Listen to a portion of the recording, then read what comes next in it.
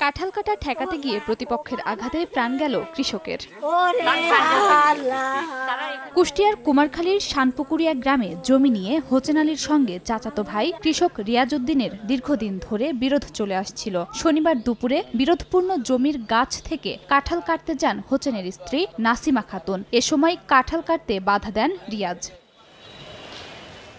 এ নিয়ে কথা কাটাকাটির এক পর্যায়ে হোসেনের ছেলে সুমন ধারালো অস্ত্র দিয়ে রিয়াজকে কুপিয়ে জখম করে। গুরুতর অবস্থায় তাকে উদ্ধার করে কুষ্টিয়া জেনারেল হাসপাতালে নিলে মৃত ঘোষণা করেন চিকিৎসক। এই ঘটনায় আহত হয়েছেন আরো 2 জন। আমার দেবরের মাথায় কোপ মারেছে, আমার হাজবেন্ডেরও মাথায় কোপ মারেছে, তিনি হাসপাতালে ভর্তি আছেন।